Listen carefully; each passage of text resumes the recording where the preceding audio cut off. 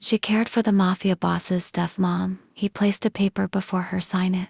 You're my wife now. Subscribe to this channel, or you might never see us again. The restaurant glowed with wealth Sarah could never touch.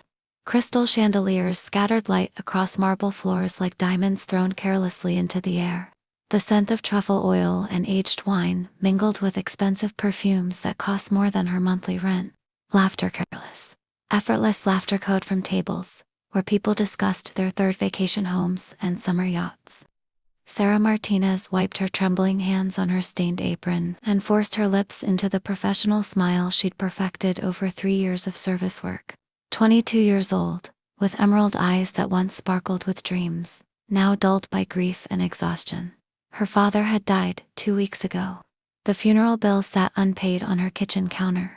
The landlord had left 3 eviction notices on her door. Table 7, Martinez. The manager's sharp voice cut through her fog of despair. How many times do I need to call you? Move. Sarah's shoulders tensed. Yes, sir, I'm going. She grabbed the heavy tray, balancing 3 bowls of French onion soup that cost $40 each.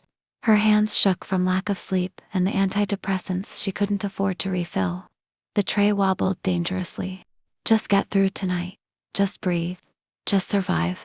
Table 7 sat near the floor-to-ceiling windows, overlooking the city lights. An elderly woman occupied the space alone, no companion across from her, no purse on the adjacent chair, no phone to scroll through, just profound aching solitude. Sarah noticed her while serving table 5. The woman wasn't eating, wasn't moving, just staring through the window at her own reflection, as if searching for someone she used to be. Maybe she's waiting for someone who forgot her. Sarah turned to deliver table 8's order when disaster struck. Her shoe caught on a slight rise in the flooring. The tray tilted. Time slowed to a nightmarish crawl. 3 bowls of scalding soup launched into the air, spinning, falling, destroying. The soup splashed across the elderly woman's lap, soaking her designer skirt, her silk blouse, her expensive Italian leather shoes. The restaurant fell silent. Every conversation stopped. Every head turned. Sarah's heart stopped beating. Oh my God, Sarah gasped, rushing forward. I'm so sorry. I'm so sorry. But the woman didn't scream, didn't gasp, didn't even flinch. She just sat there, completely still, as if nothing had happened. The manager thundered toward them, his face purple with rage. You stupid. But Sarah was already kneeling, grabbing napkins, desperately trying to clean the mess. Please forgive me, please. I didn't mean to. The woman remained motionless, silent, her eyes distant and sad. Sarah froze, her hands hovering over the woman's soaked skirt. Something was profoundly wrong. She looked up into the woman's face, the vacant expression, the lack of reaction. She can't hear me. Sarah's heart clenched with sudden understanding. Slowly, carefully, she raised her hands and formed a simple sign her deaf college roommate had taught her years ago. Are you okay? The elderly woman's eyes widened, then softened. She nodded slowly, and a small sad smile touched her lips. Relief flooded through Sarah. She signed again, more complex this time. I'm so sorry. Are you hurt? Can I help you? The woman shook her head, then signed back with elegant, practiced movements. I'm fine, dear. Don't worry. Sarah felt tears prick her eyes. This woman alone, unable to hear, treated as invisible by a restaurant full of people, deserved so much more than this world gave her. Where is your family? Sarah signed. The woman's smile grew sadder. My son is very busy, very important. He doesn't have time for an old deaf woman. Anger flared in Sarah's chest. That's not right. You shouldn't be alone. It's the life I chose, the woman signed simply. Or perhaps the life that chose me. Sarah wanted to argue, but suddenly felt the weight of someone's stare pressing against her back like a physical touch. She glanced around the restaurant. No one seemed to be watching, yet the sensation intensified. The woman ordered her meal through signs, and Sarah brought it personally, sitting with her for precious stolen moments between other tables. For the first time in 2 weeks, Sarah forgot about her grief, her bills, her crushing loneliness. She made the woman laugh with silly signs about the pretentious customers. They shared a moment of pure, simple human connection. Then, a shadow fell across their table. Sarah turned and her breath caught. A man stood behind her, tall, broad-shouldered, wearing a black suit that probably costs more than her car. His face was carved from stone, all sharp angles and cold edges. A thin scar ran along his jawline, but his eyes, dark, intense, dangerous, seemed to see straight through her skin into her terrified soul. "Can you speak sign language?" His voice was smooth, controlled, utterly devoid of warmth. Sarah swallowed hard. "Why, who taught you?" "My college roommate. She was deaf." He studied her for a long moment, then moved beside the elderly woman. "I'm her son." Sarah's blood turned to ice. She suddenly noticed what she'd missed before: men in black suits positioned strategically throughout the restaurant. 6 of them, no, 8. All watching their table with predatory focus. All with barely concealed weapons beneath their jackets. This isn't just any wealthy family. This is something else entirely. Something dangerous. The elderly woman finished her meal and signed to Sarah one last time. "I told my son not to sit with me. I wanted to enjoy being alone. But you made me happy." She smiled, paid an enormous tip, and stood. The bodyguards materialized around her like shadows given form. They escorted her out through a private exit. But the son remained. He stared at Sarah with those cold, calculating eyes, then reached into his jacket. Sarah's heart hammered. He pulled out a business card, placed it on the table. "You'll hear from me soon." Then he walked away, leaving Sarah trembling, staring at the card with a single name embossed in black. Daniel Russo, and beneath it, no title, just a phone number. That night, after her shift ended, Sarah stepped into the rain-soaked street. She pulled her thin coat tighter and started walking toward the bus stop. A black limousine pulled up beside her.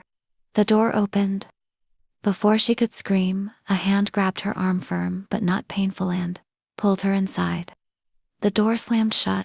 Sarah's scream died in her throat as she found herself on soft leather seats, facing Daniel Russo across a partition of polished wood and dim lighting. The limousine's interior smelled of expensive cologne and danger. Rain hammered against the tinted windows, distorting the city lights into watercolor smears. "Let me out." Sarah's voice shook despite her attempt at bravery. "Right now." Daniel leaned back, perfectly composed, studying her like a scientist examining an interesting specimen. "Not yet." "I'll scream." "Go ahead. These windows are soundproof." He gestured casually. "And we're already moving." Sarah glanced outside. They were indeed gliding through traffic, heading away from her neighborhood into the wealthier districts. Panic clawed at her chest. "What do you want from me?" Daniel reached into a briefcase and extracted a stack of papers. He placed them on the small table between them, followed by an expensive fountain pen. "Read it," he commanded quietly. Sarah stared at the document. The heading made her dizzy. "Contract, marriage." "You're insane," she whispered. "Practical," Daniel corrected. "There's a difference. You can't just kidnap someone and force them to marry you." "I'm not forcing anything." His voice remained maddeningly calm. "I'm offering you a business proposition." "This is insane," Sarah repeated, louder now. "You don't even know me." Sara Martinez, 22 years old. Father died 2 weeks ago from lung cancer, medical bills totaling $173,000. You're 3 months behind on rent. Your landlord plans to evict you on Friday. You have $412 in your checking account. You work 2 jobs and sleep an average of 4 hours per night. You're 1 month away from complete financial collapse. Sarah's face went white. "How do you?" "I know everything I need to know." Daniel leaned forward slightly. "I'm offering you a way out by marrying you, a complete stranger." Sarah's voice cracked. "What kind of sick?" "My mother is dying." Daniel's mask slipped for just a moment, revealing something raw beneath. "Pancreatic cancer. Stage 4. She has 3 months. Maybe less." Sarah's anger faltered. She remembered the elderly woman's sad smile. "I'm sorry, but that doesn't explain." "She liked you. More than that, she trusted you." She smiled for the first time in 6 months. Daniel's jaw tightened. "My mother doesn't trust easily. She's been betrayed by nurses, caregivers, family, friends, all trying to get close to me through her. But you," he paused, "you didn't know who she was. You just saw a lonely old woman, and showed her kindness. Sarah's throat constricted. So hire me as her caregiver. You don't need to marry me for that. She won't accept a caregiver. I've tried. She refuses strangers in her home. Daniel's eyes bored into hers. But if you're my wife, she'll accept you. She'll be happy. And she deserves happiness in her final months. This is crazy, Sarah said, but her voice lacked conviction. Is it? Daniel gestured at the contract. I'm offering you $500,000. Half now, transferred to your account before you sign. It will clear all your father's medical debts, pay your rent for 2 years, and leave you with enough to start over. The other half, when my mother passes, along with this penthouse apartment. He slid a property deed across the table. Sarah's hands trembled as she picked it up. A 2-bedroom penthouse in the city's best neighborhood, worth at least $1 million. After my mother dies, we divorce quietly. You walk away with enough money to never worry again. You can go to college, start a business, travel the world, whatever you want. Daniel's voice softened almost imperceptibly. All I'm asking is that you make an old woman's final days happy. And what do you get out of this? Sarah demanded. Besides a fake wife. Peace. The word came out harsh, painful. My mother's peace. She spent her whole life worrying about me, that I'm alone, that I'm cold, that I'll die without ever knowing love. If she believes I've found someone, if she can die thinking, I'll be okay. His voice trailed off. Sarah stared at him. Beneath the cold exterior, beneath the dangerous reputation, she glimpsed something unexpected. A son terrified of losing his mother. What if I refuse? She asked quietly. Then I'll drop you off at your apartment. You'll never see me again. And in 3 days, you'll be evicted with nowhere to go and crushing debt you'll never escape. Daniel's eyes held hers. I'm not threatening you, Sarah. I'm presenting reality. You have no options left, except this one. Sarah looked down at the contract. Her father's medical bills, the eviction notice, the empty refrigerator, the bone-deep exhaustion of working herself to death for nothing. And then she thought of the elderly woman, Alina. The contract called her sitting alone in that restaurant, invisible to a world that had forgotten her. Maybe I can do this, just for a few months. Maybe I can give her some happiness before the end. If I sign this, Sarah's voice barely rose above a whisper. What are the rules? You live in my house. You spend your days with my mother. You learn about her, care for her, make her laugh. In public, we appear as a married couple. In private, he paused. We maintain separate lives, separate rooms. You're free to do as you please, as long as you're there for her. And if she finds out this is fake, she won't. I'm very good at lying. Daniel's expression darkened. It's a necessary skill in my line of work. Sarah knew what he meant. The bodyguards, the way people in the restaurant had watched him with fear and respect. This wasn't just a wealthy man. This was someone dangerous. Someone powerful in ways that had nothing to do with money. What exactly do you do? She asked. Things you're better off not knowing about. Daniel pushed the pen closer. Do we have a deal? Sarah picked up the pen. Her hand shook so badly she could barely hold it. This is insane. This is wrong. This will destroy me. But what choice did she have? Homelessness? Bankruptcy? A lifetime of debt? She thought of her father, who'd worked himself to death trying to provide for her, who'd told her with his last breath, find happiness, Mia. Don't just survive, live. Maybe this was her chance. 3 months of pretending, then freedom. Sarah signed her name. Daniel took the contract, folded it carefully, and tucked it inside his jacket. Then he pulled out his phone and made a single call. Transfer the first payment. He hung up. Seconds later, Sarah's phone buzzed. A bank notification. Her account balance had jumped by $250,000. She stared at the screen, unable to breathe. Welcome to the family, Mrs. Russo. Daniel's smile was cold, professional. Try not to fall in love with me. This is strictly business. The limousine turned into a private driveway. Through the rain-streaked windows, Sarah saw it, a mansion that looked like something from a movie. Gothic architecture mixed with modern security, beautiful and terrifying in equal measure. The car stopped. The driver opened her door. Sarah stepped out into the rain, into her new life, into a bargain she didn't yet understand would cost her everything. Daniel walked ahead without waiting, his back straight and unyielding.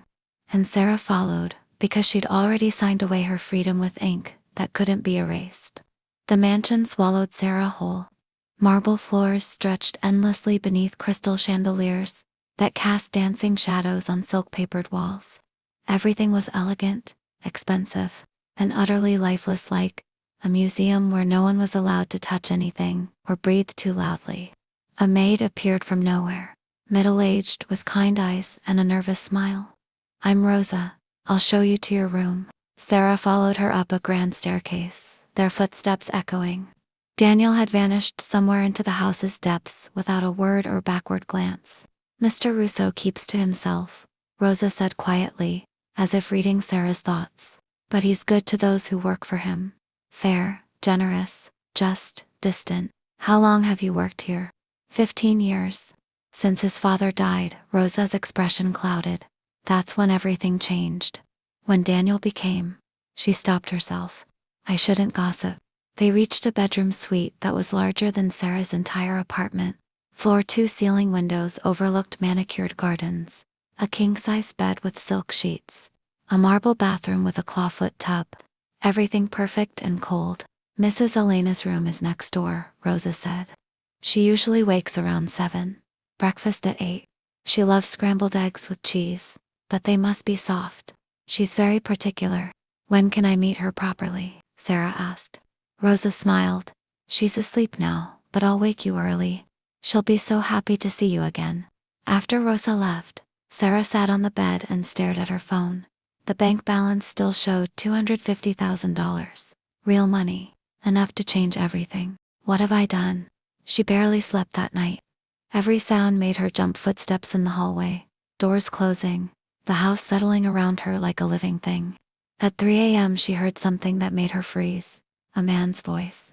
Low and harsh, speaking rapid Italian, angry, threatening. "Daniel." Sarah crept to her door and opened it a crack. Down the hallway, light spilled from an office.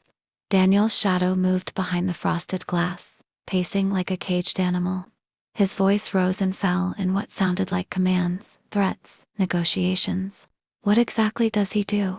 Sarah closed her door and climbed back into bed, pulling the covers over her head like a child hiding from monsters. Morning came too quickly. Rosa knocked at 6:30 a.m., carrying a tray of coffee and pastries. "Mrs. Elena is awake," she said cheerfully. "She's asking for you." Sarah dressed quickly in clothes. Rosa had thoughtfully provided soft cotton pants and a cashmere sweater that probably cost more than her weekly salary. When she looked in the mirror, she barely recognized herself. Elena's room was filled with light. Large windows overlooked a rose garden, and morning sun painted everything gold.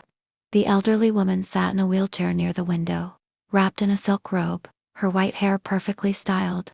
When she saw Sarah, her entire face transformed with joy. "You came," Elena signed enthusiastically. "Daniel told me you're his wife. I'm so happy I could cry." Sarah's chest tightened with guilt. "It's wonderful to see you again. Sit, sit." Elena patted the chair beside her. "Tell me everything. How did you meet my son? When did you fall in love? Why didn't he tell me sooner?" Sarah's mind raced, searching for a believable lie. "We met a few months ago. He came to the restaurant. We started talking and it just happened." Elena's eyes sparkled with delight. "He's never brought a woman home before. Never. I thought he'd given up on love completely." Her expression turned sad. "This life, it hardens people. It hardened his father. It's hardening Daniel, but you." She reached out and touched Sarah's cheek. "You have kind eyes. Gentle eyes. Maybe you can save him." "Save him from what?" Sarah signed before she could stop herself. Elena's smile faded. "From becoming a man who feels nothing, who trusts no one, who dies alone." The words hung heavy in the air. Sarah wanted to tell Elena the truth, that this was a business arrangement, that Daniel felt nothing for her, that in 3 months this would all be over. But Elena looked so happy, so hopeful, so alive. Sarah couldn't destroy that. "I'll try," she signed instead. They spent the morning together. Sarah helped Elena get dressed, brushed her thin white hair, made her the perfect scrambled eggs. They looked through old photo albums, Daniel as a baby, chubby-cheeked and smiling. Daniel as a teenager, already serious and guarded. Daniel at his father's funeral, his face completely blank. He stopped smiling after his father died. Alina sighed sadly. He was only 17, too young to inherit such darkness. What darkness? Alina closed the album. The family business. The responsibilities. The enemies. She looked directly at Sarah. Do you know what Daniel does? Sarah hesitated, then shook her head. He protects people. That's what I choose to believe. Elena's hands moved slowly, deliberately. His father was cruel. Daniel is different. He has rules, lines he won't cross. But this world, she sighed, it doesn't forgive weakness. It doesn't reward kindness. To survive, you must become hard. But he doesn't have to be alone, Sarah sighed. No, Alina smiled. Now he has you. That afternoon, Sarah was helping Alina with physical therapy exercises when Daniel appeared in the doorway. He was dressed in another expensive suit, his expression unreadable. Elena's face lit up. She signed rapidly. Come in. Spend time with your wife. Daniel's jaw tightened almost imperceptibly. I have meetings. Always meetings. Always work. Elena's hands moved with frustration. What's the point of having a wife if you ignore her, mother? Sit down. Elena's expression turned stern. 5 minutes. That's all I ask. Daniel glanced at Sarah, who tried to make herself invisible. Then he crossed the room and sat in the chair opposite them, his posture rigid and formal. Alina beamed. She reached out and took both their hands, placing them together. Sarah's breath caught. Daniel's hand was warm, strong, calloused in unexpected places. He didn't pull away, but she felt the tension radiating from him. You make a beautiful couple, Alina signed with her free hand. I wish your father could see this. Daniel. He always worried you'd end up alone. Daniel's hand tightened around Sarah's just for a second, so brief she almost missed it. He worried about many things, Daniel said quietly, but not anymore. Elena's eyes shone with tears. Now I can die in peace, knowing you'll be taken care of. Don't talk about dying. Daniel's voice cracked just barely, but Sarah heard it. We all die, my son. But now I know you won't be alone when I'm gone. Alina squeezed their joined hands. Promise me you'll love her, really love her. Not just pretend. Sarah felt Daniel's hand trembling against hers. For a moment, his mask slipped, and she saw something raw and desperate in his eyes. I promise, he whispered. Alina smiled, satisfied, and released their hands. Daniel stood abruptly. I have to go. He left without looking at Sarah, but she could still feel the warmth of his hand. The way it had trembled, the barely audible crack in his voice. He's afraid, Alina signed after he'd gone. Afraid of losing me. Afraid of loving you. Afraid of everything he can't control. How do you know? Sarah signed. Because I'm his mother. Elena's smile was sad and knowing. And because I see the way he looks at you when he thinks no one is watching. Sarah's heart skipped. He doesn't look at me any particular way. Doesn't he? Elena's eyes twinkled with secret knowledge. Then why does he stand outside your door at night, listening to make sure you're breathing? Days melted into weeks. Sarah fell into a routine that felt almost normal, waking early, helping Alina with exercises, sharing meals, talking in the silent language of hands and hearts. Alina taught her Italian sign language, shared stories about Daniel's childhood, gave her jewelry and scarves, and pieces of a life Sarah had never imagined possessing. These are yours now, Alina signed one afternoon, draping an antique pearl necklace around Sarah's neck. Everything I have will be yours. You're my daughter now. Sarah's eyes burned with tears. I don't deserve this. Nonsense. Elena's expression turned fierce. You deserve everything. Don't let anyone tell you otherwise. Not even my stubborn son. But Daniel remained a ghost in his own house. Sarah saw him only in passing, a shadow moving through hallways. A voice behind closed doors. The smell of his cologne lingering in empty rooms. He avoided her completely, as if her presence caused him physical pain, until the night everything changed. Sarah was in the library, a magnificent room with floor-to-ceiling bookshelves and leather, chairs that smelled of old paper and secrets. She'd been exploring the house during one of Elena's afternoon naps, drawn by her love of books. She was reaching for a volume on the highest shelf when strong hands suddenly gripped her waist, steadying her. She gasped and turned. Daniel stood inches away, his hand still on her waist, his dark eyes unreadable. "You could have fallen," he said quietly. "I was fine." Sarah's heart hammered against her ribs. "I didn't hear you come in." "I know," he didn't release her. "You were too focused on the book." They stood frozen, his hands warm through her thin sweater, his breath visible in the cool library air. Sarah could smell him cedar and smoke and something darker, more dangerous. "Which book?" he asked. "Byron, I love poetry." Something flickered in Daniel's eyes. "My mother used to read me poetry, before my father forbade it." He said it made men weak. "That's stupid." The words escaped before Sarah could stop them. Daniel's lips twitched almost a smile. "Yes, it was." He reached past her, his chest pressing against her shoulder, and pulled down the Byron volume. Then, finally, he stepped back. "You should be careful in here," he said, his professional mask sliding back into place. "Some of these books are very old, irreplaceable. Unlike people." Sarah heard the bitterness in her own voice. Daniel froze. "What's that supposed to mean?" "Nothing. Forget it." "Sarah, you've avoided me for 3 weeks." The words tumbled out. "You can't even look at me. If this arrangement is so unbearable, just say so. I'll find another way to help your mother." "It's not unbearable." Daniel's voice was tight, controlled. "Then, what is it?" Silence stretched between them like a physical barrier. "It's complicated," he finally said. "Everything's complicated with you." Sarah turned away, blinking back tears. "I'm trying my best. I'm making your mother happy. I'm following every rule. But you act like I'm some kind of... You're not the problem." Daniel's voice cut through her words like a blade. "I am." Sarah turned back. Daniel's mask had cracked, revealing something raw beneath. "What does that mean?" "It means..." He ran a hand through his hair, destroying its perfect styling. "It means this is harder than I expected." "Pretending to be married?" "No." He looked at her directly. "Pretending I don't feel anything." The air left Sarah's lungs. Before she could respond, Daniel turned and walked out, leaving her alone with her racing heart and the poetry book clutched in her trembling hands. The next morning, Sarah woke to find Elena more animated than usual. "We're going out today," she signed excitedly. "To the botanical gardens. I want to see the roses one more time." "Are you sure you're strong enough?"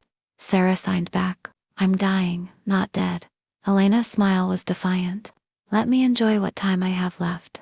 They spent the afternoon among flowers that seemed to glow in the autumn sun. Elena sat in her wheelchair, touching petals with gentle fingers, breathing in fragrances that made her smile. Sarah pushed her slowly through winding paths, both of them silent, but together. They were admiring a particularly beautiful rose bush when a man approached, tall, handsome, wearing an expensive suit and a practiced smile. "Excuse me," he said, looking at Sarah. "I don't mean to intrude, but you dropped this." He held out Sarah's phone. "Oh, thank you." Sarah took it, noticing it must have slipped from her pocket. "I'm Marcus." His smile widened. "I haven't seen you here before." "Sarah, and this is Elena." Marcus nodded politely to Elena, then focused entirely on Sarah. "Do you come here often?" "I'd love to show you the Eastern Gardens. They're spectacular this time of year." Sarah hesitated.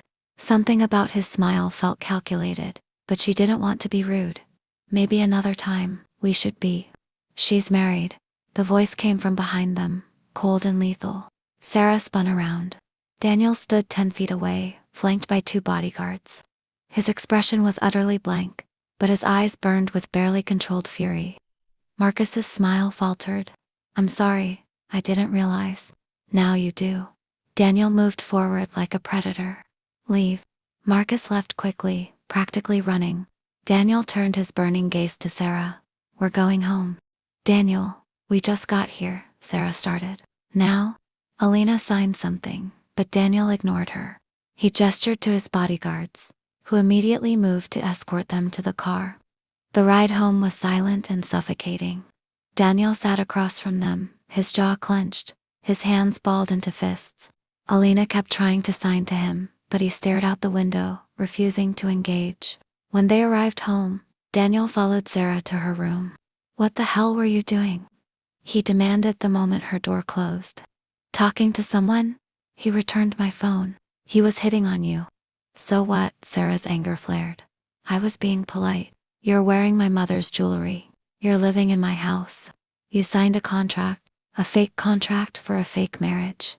Sarah's voice rose. "You don't own me, Daniel. People saw you." His voice dropped dangerously low. "People who know who you are, who know you're my wife. Do you understand what that means? Enlighten me." "It means every enemy I have will see you as a target. Every rival will try to use you against me." He stopped, breathing hard. "You can't just smile at strange men in gardens." He wasn't strange. He was friendly. "There's a difference. In my world, there's no difference." Daniel moved closer. "In my world, friendly men are often the most dangerous." "Then maybe I don't want to be in your world." The words hung between them like broken glass. Daniel's expression turned to stone. "Fine. The contract is void. Pack your things. I'll have Rosa transfer the rest of your payment." "No." Sarah grabbed his arm. "I didn't mean." "You were right." Daniel's voice was empty now. "This was a mistake. You should go back to your real life. Forget about this place. Forget about my mother. Forget about—" "I'm not leaving Alina." Sarah's grip tightened. "She needs me. She'll survive. Will she? Or will she die alone, wondering why her son's wife abandoned her?" Daniel flinched as if she'd struck him. "I'm staying," Sarah said firmly. "But you need to stop treating me like property. I'm not yours. I'm here for Alina. That's all. That's all." Daniel's voice was barely a whisper. He stared at her for a long moment. Then, without another word, he left. Sarah sank onto her bed, shaking. What had just happened? Why had Daniel been so angry, so possessive? "He's afraid of losing control," Alina had said. But control over what? His mother's happiness? His carefully constructed lies? Or something else entirely? Sarah stopped eating. The food tasted like ash in her mouth. Every meal felt like an obligation she couldn't fulfill. She pushed food around her plate, forcing bites when Rosa watched too closely, then abandoning the rest when alone. Alina noticed immediately. "You're getting thin," she signed with concern. "What's wrong?" "Nothing," Sarah lied. "Just tired." But it wasn't nothing. It was Daniel's words echoing in her mind. "In my world, friendly men are dangerous." It was the way he'd looked at her, like she was something precious and terrifying at the same time. It was the growing realization that this arrangement had stopped feeling fake. 3 days later, Sarah fainted in the hallway. She'd been carrying Elena's lunch tray when the world tilted sideways. The floor rushed up to meet her. The tray crashed, soup splattering across marble, and then nothing. She woke in her bed. A cold compress rested on her forehead. Strong hands held her wrist, checking her pulse with practiced precision. Daniel sat beside her bed, his expression tight with worry. "What happened?" Sarah's voice came out hoarse. "You collapsed. Rosa found you." His thumb pressed against her pulse point. "When did you last eat a full meal?" I don't remember." 3 days. His voice was flat, controlled. "Rosa's been watching you push food around your plate for 3 days. I'm fine." "You're not fine." Daniel released her wrist but didn't move away. "You're running yourself into the ground, taking care of my mother while neglecting yourself. That's not—" "Don't lie to me." His eyes burned into hers. "I can see through you, Sarah. You forget I've been watching you since the moment you walked into that restaurant." Sarah's breath caught. "Why?" The question hung between them like a confession neither was ready to make. Daniel looked away. "You need to eat. I'll have Rosa bring food." "I'm not hungry. I don't care." He stood. "You'll eat, or I'll feed you myself." "You wouldn't dare." He turned back, and something in his expression made Sarah's words die. There was no coldness now, just raw, desperate concern. "Try me," he said softly. He left and returned minutes later with a tray. Soup, bread, fruit. Simple foods that wouldn't upset her stomach. He sat on the edge of her bed, picked up the spoon. "Daniel, this is ridiculous." He held the spoon to her lips. "Open." Sarah stared at him, her cheeks burning. "I can feed myself." "Then prove it." She took the spoon from him with trembling hands and forced down a bite. Then another. Daniel watched every swallow like a hawk, guarding prey. After several bites, Sarah set down the spoon. Happy now? No. But his expression had softened slightly. Why are you starving yourself? I'm not. Sarah, he reached out, his fingers brushing her cheek so gently, it made her want to cry. Talk to me. Why do you care? The words came out broken. This is just business, remember? I'm here for Alina. Nothing else matters. Daniel's hand froze against her face. Is that what you think? It's what you told me. He pulled back, running his hand through his hair in that gesture she'd come to recognize as frustration. I say a lot of things I don't mean. Then what do you mean? Silence, the kind that screamed louder than words. Finally, Daniel spoke. You scare me. Sarah blinked. What? You. He looked at her directly now. The way you care for my mother. The way you look at me like I'm more than the monster everyone says I am. The way you've invaded every corner of this house until I can't breathe without smelling your perfume or hearing your laugh. Or he stopped. You scare me because I'm starting to forget this is fake. Sarah's heart stopped beating. Daniel, eat the rest of your food. He stood abruptly. And don't skip meals again. If you do, I'll know. And I'll be back. He left before she could respond, leaving Sarah alone with her racing pulse and half-eaten soup, and the earth-shattering realization that she wasn't the only one falling. That night, Sarah couldn't sleep. She kept replaying Daniel's words. I'm starting to forget this is fake. At 2 a.m., she gave up and wandered to the kitchen for water. The house was dark, silent, sleeping, but when she passed Daniel's study, she saw a light beneath the door. She should have kept walking, should have gone back to bed. Instead, she knocked. Come in. Daniel sat at his desk, surrounded by papers, a glass of whiskey in his hand. He looked exhausted, dark circles under his eyes, his tie loosened, his usual mask completely gone. Couldn't sleep? He asked. No, you.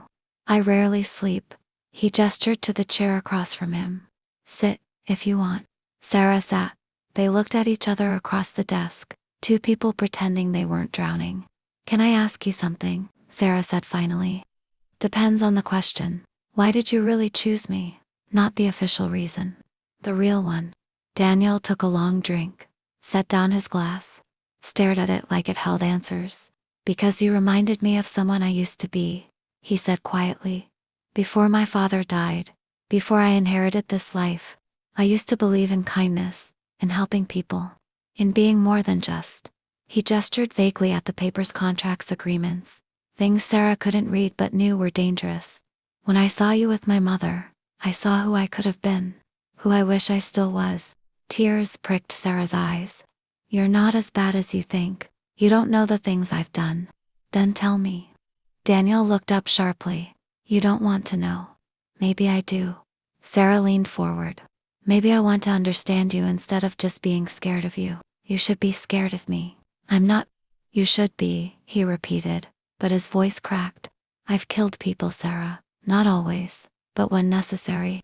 I've hurt people, destroyed families, made decisions that haunt me every single night. I'm not some misunderstood hero. I'm exactly what everyone says I am. A man trying to protect what's his. Daniel laughed bitterly. Is that what you see? Yes. Sarah held his gaze. I see a man who loves his mother so much he married a stranger to make her happy. Who checks on me when I faint.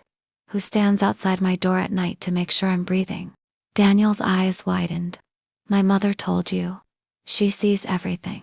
Sarah smiled softly. She said you look at me when you think no one's watching. I do.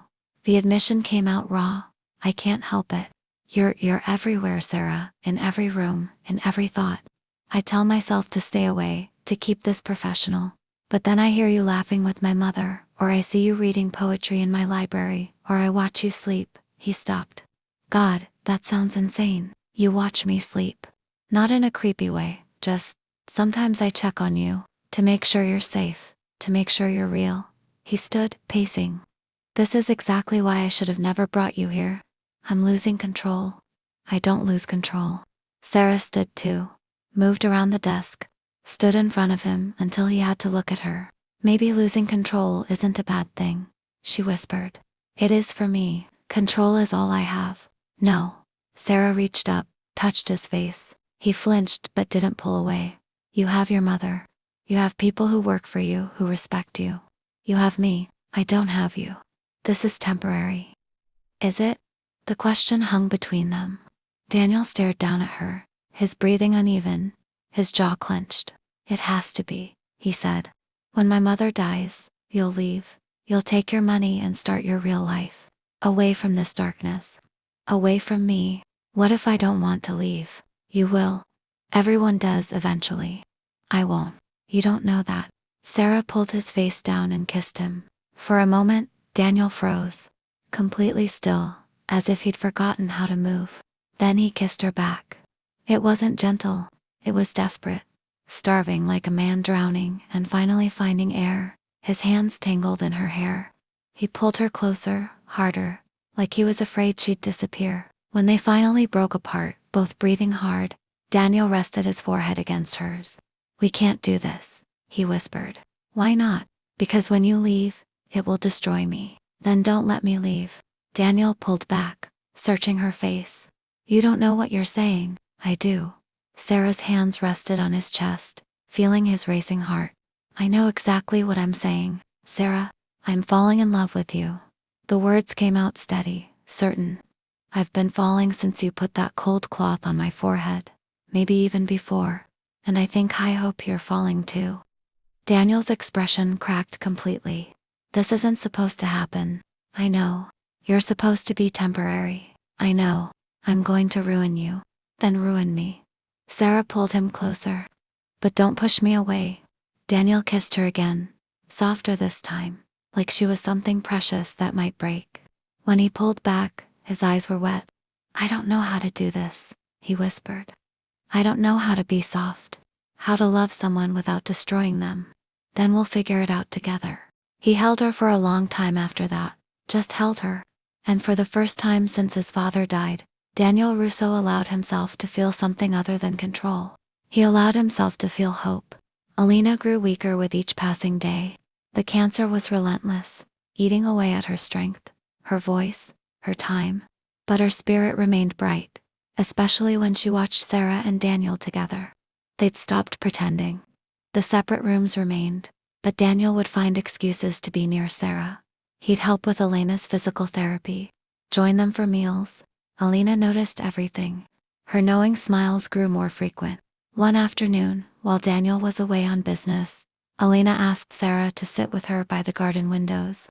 Tell me the truth, Alina signed. Do you love my son? Sarah's heart clenched. She could lie, should lie. But Elena's eyes, so similar to Daniel, saw straight through her. Yes, Sarah signed. I love him.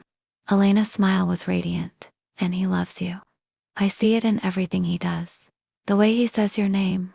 The way he looks at you like you're his entire world. I don't know if he's ready to admit it, Sarah signed back. He's scared. Elena's hands moved slowly, tired. His father taught him that love is weakness, that caring for someone gives them power over you. Daniel has spent his whole life building walls.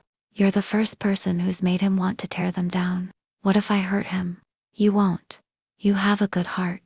Alina touched Sarah's cheek. Promise me something, anything. When I'm gone, don't let him retreat into darkness. Don't let him push you away. Fight for him. Even when he tells you to leave, especially, then stay. Promise me. Tears streamed down Sarah's face. I promise. Alina smiled. Good. Now help me to bed. I'm very tired today. Those were the last words Alina ever signed. Sarah woke at 4 a.m. to the sound of alarms.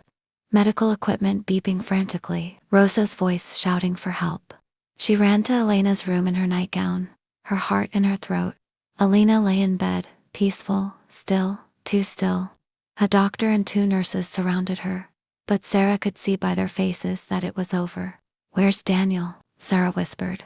On his way, Rosa said, tears streaming. We called him. Sarah moved to Elena's bedside, took her hand. It was already growing cold. I'm so sorry, Sarah whispered, even though Elena couldn't hear. I'm so sorry I couldn't save you. 20 minutes later, Daniel burst through the door. His hair was disheveled, his shirt was unbuttoned. He'd clearly dressed in a rush. He looked at his mother, at the doctor's face, and his entire world collapsed. He fell to his knees beside the bed, grabbed his mother's other hand. "Mom," his voice shattered. Tears poured down his face, the first tears Sarah had ever seen him shed. "I love you," he sobbed. But Alina was gone. The machines had been turned off. The room was silent except for Daniel's broken breathing. Sarah wanted to hold him, to comfort him. But she knew he needed space for his grief. She stood quietly and left him alone with his mother. The funeral was 3 days later. Hundreds of people came, politicians, business owners, families Daniel had helped, people whose lives Alina had touched. The church overflowed with mourners. Sarah stood beside Daniel during the service. He was perfectly composed again, his mask back in place, his emotions locked away, but she felt him trembling, saw his jaw clench, noticed his hands balled into fists so tight his knuckles were white. During the burial, when they lowered Elena's casket into the ground, Daniel's hand found Sarah's, gripped it so hard it hurt. She didn't pull away. She held on. After everyone left, Daniel stood by his mother's grave for hours. Sarah waited nearby, giving him space but refusing to leave. Finally, as the sun began to set, he spoke. "She died happy." His voice was hoarse. "Because of you." "She died loved," Sarah corrected gently. "Because of you." Daniel turned to her. His eyes were red, empty, devastated. "What do I do now?" he whispered. "She was the only person who ever believed I could be more than this, more than my father's son. Now she's gone, and his voice broke. "I don't know who I am without her." Sarah moved to him, wrapped her arms around him, held him as he finally broke completely, sobbing into her shoulder like a lost child. "You're still you," she whispered. "You're still the man who loves poetry, who checks on people while they sleep, who gave a desperate waitress a chance at a better life. You're still Daniel, and I'm not going anywhere. You should." He pulled back, wiping his eyes roughly. "The contract's fulfilled. You're free. Take your money and go. Start over somewhere safe." "I don't want to, Sarah. I promised your mother I'd stay. I promised I'd fight for you even when you tried to push me away." She cupped his face, forcing him to look at her. "I love you, Daniel Russo, and I'm not leaving. I have nothing to offer you but darkness. Then we'll find light together." Daniel stared at her for a long moment. Then slowly, hesitantly, he leaned down and pressed his forehead to hers. "I don't deserve you," he whispered. "Probably not, but you're stuck with me anyway." The ghost of a smile touched his lips. "My mother would have liked that. She did. She told me so." They stood together as darkness fell, two broken people holding each other together in the ruins of their grief. And Sarah knew whatever came next, they would face it side by side. The mansion felt empty without Alina.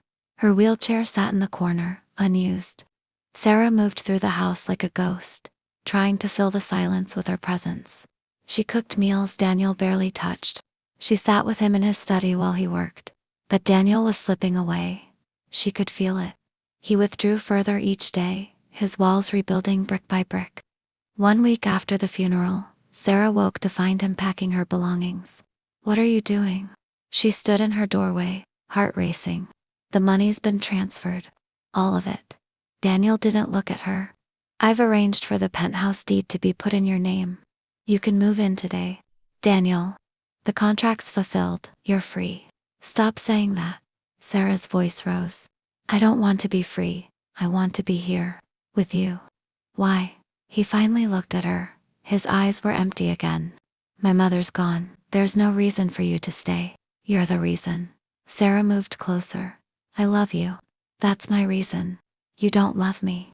You love the version of me I showed you, the one I pretended to be for my mother." His voice turned cold. "That man doesn't exist. He never did. I'm what's left when the performance ends. That's bullshit and you know it." Daniel's jaw tightened. "Leave, Sarah, while you still can. While I still have enough humanity left to let you go." "No. This isn't a negotiation." "You're right. It's not." Sarah planted herself in front of him. "You made me promise to stay. Remember, you told me not to run, so I won't." Not even from you. I'm pushing you away for your own good. No, you're pushing me away because you're scared. Sarah's eyes burned. You're terrified that if you let yourself love me, you'll lose me too. Like you lost your mother. Like you lost your father.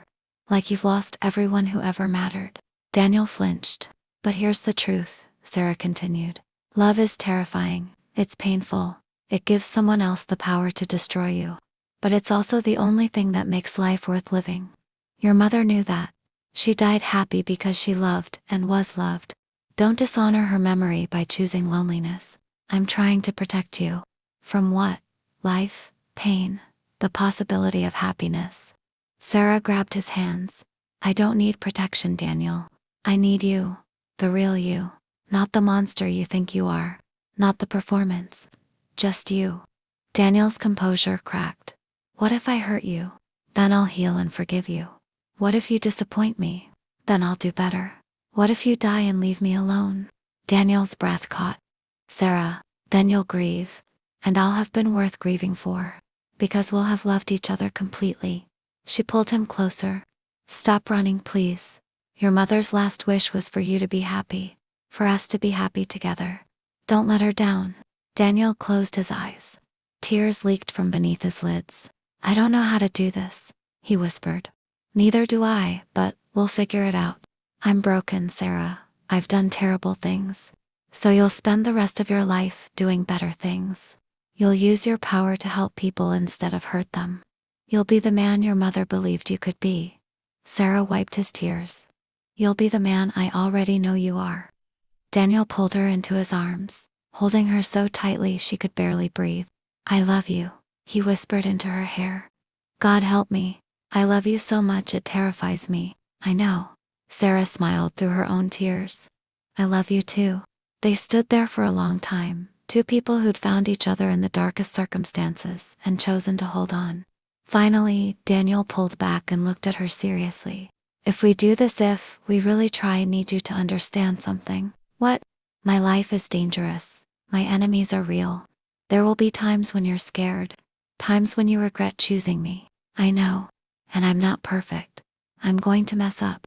Push you away. Forget how to be soft. I know that too. But I promise. His voice turned fierce. I promise I will spend every day trying to be worthy of you. I'll protect you. I'll cherish you. I'll give you everything I have, even the broken pieces. Sarah's heart swelled. That's all I ask. Daniel reached into his pocket and pulled out a small box. Inside was a ring, not the fake one from their contract, but a real one, antique gold with a single diamond. It was my grandmother's, he said quietly. My mother wanted you to have it. She gave it to me the day before she died. He took Sarah's hand, slid the ring onto her finger. Sarah Martinez, no. Sarah Russo, he smiled. Will you stay married to me? Really married? No contract, no expiration date. Just us, forever. Sarah laughed and cried at the same time. Yes, yes, 1,000 times yes. Daniel kissed her then, not desperate or hesitant, but sure, certain, like a man who'd finally found his way home. 6 months later, Sarah stood in Elena's rose garden, which Daniel had expanded and dedicated to his mother's memory. The house was different, now filled with Sarah's books, her laughter, their life together.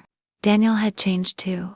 He smiled more, laughed occasionally, held her hand in public without hesitation. He'd started using his power differently, helping families instead of hurting them, protecting the vulnerable instead of exploiting them. He would never be perfect. There were still dark days when he withdrew. Still nights when nightmares made him wake up gasping. Still moments when the weight of his past threatened to crush him. But Sarah was always there, pulling him back, reminding him who he was, who he could be. And Daniel learned something his father never understood. Love wasn't weakness. It was the greatest strength he'd ever known. And sometimes, just sometimes, a spilled bowl of soup could change absolutely everything.